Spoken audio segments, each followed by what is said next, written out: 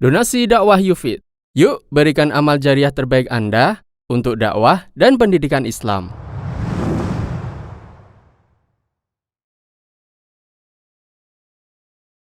Tafsir doa setelah tarawih.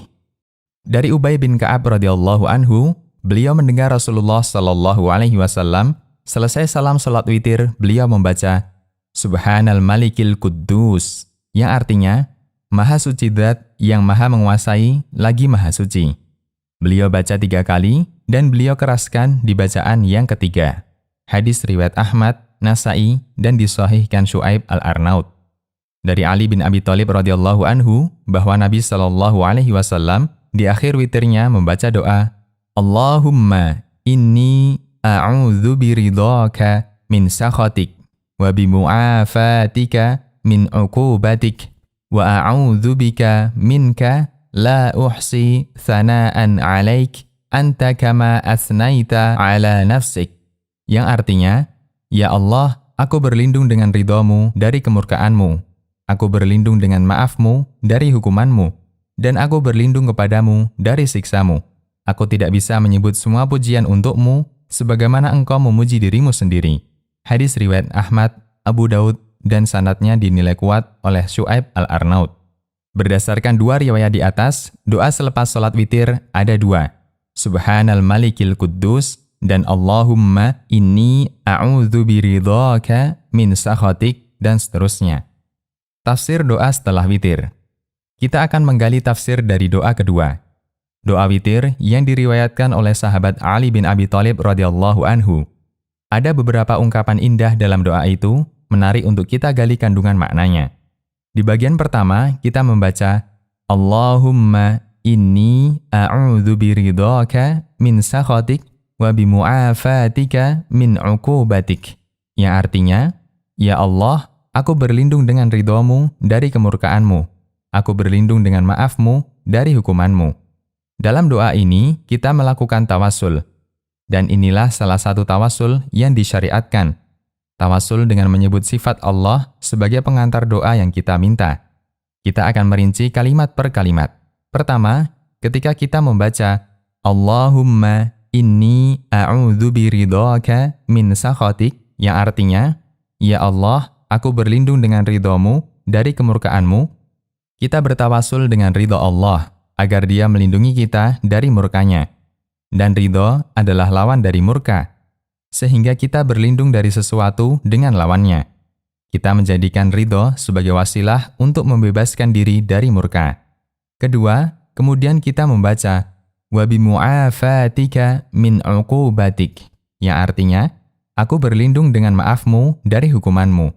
Di situ ada kata mu'afah dari kata afa yu'afi yang artinya menjaga dan menyelamatkan dari segala bahaya. Ketika Allah memberikan afiyah kepada kita, berarti Allah menjaga kita dan menyelamatkan kita dari segala bencana, baik dalam urusan agama maupun bencana dunia. Bencana dalam masalah agama berarti kesesatan, yang itu menjadi penyebab manusia bisa celaka di akhirat. Lawan dari mu'afah adalah uqubah, yaitu hukuman. Hukuman Allah berikan karena hamba melakukan dosa. Dalam kalimat ini, kita berlindung dengan mu'afah Allah agar terhindar dari hukuman Allah. Artinya, kita berlindung dari dampak buruk dosa sampai Allah memaafkan kita. Dan ada 2 cara seorang hamba mendapat ampunan Allah. Pertama, Allah ampuni secara langsung, Allah maafkan dan dosanya tidak dihitung. Kedua, Allah berikan kita hidayah untuk bertaubat atau beramal. Kita diberi hidayah untuk mencari sebab ampunan dosa. Bertawasul dengan ridha Allah untuk menghindari murkanya, dan bertawasul dengan mu'afah Allah dari hukumannya merupakan bentuk memohon perlindungan terhadap sesuatu dengan menyebutkan lawannya. Sebagaimana kita mengobati penyakit dengan menggunakan obat lawannya. Karena infeksi bakteri, Anda diberi antibiotik. Karena alergi, Anda diberi antihistamin. Karena radang, Anda diberi antiinflamasi, dan seterusnya. Ketiga, kita membaca wa a'udzu bika minka. Kalimat ini, jika kita terjemahkan seperti tertera di teks berarti, aku berlindung kepadamu darimu. Tapi kita bisa menambahkan di situ kata yang diprediksikan. Kita tambahkan menjadi, aku berlindung kepadamu dari siksamu. Allah zat yang maha agung, maha perkasa, maha kuasa. Apa yang bisa kita bayangkan ketika Allah murka kepada salah satu makhluknya?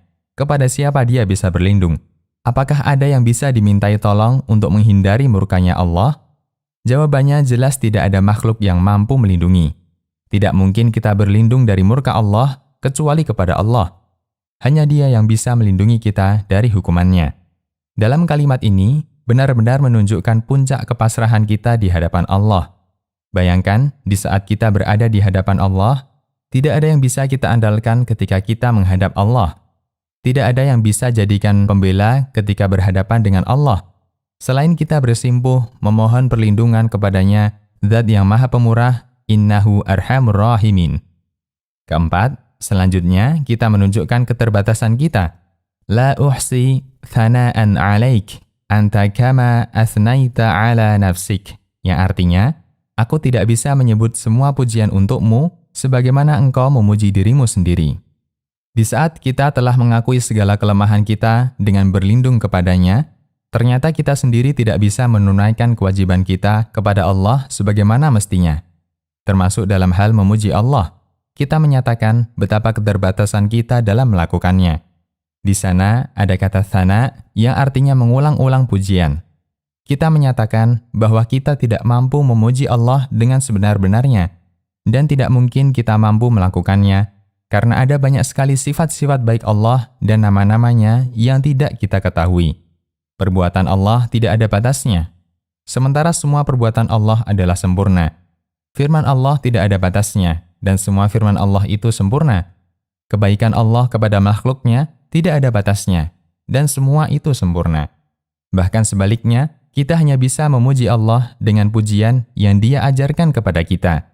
Hanya Allah yang bisa memuji dirinya dengan sempurna, sehingga yang bisa kita lakukan hanyalah menyatakan keterbatasan kita.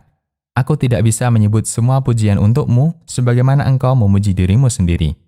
Di sini, kita mengikrarkan kesempurnaan semua sifat-sifat Allah. Allahu Akbar. Ternyata ada makna yang luar biasa di balik doa yang kita baca. Meskipun kita sering melalaikannya, hanya kita baca di lisan tanpa perenungan. Demikian, Allahu A'lam.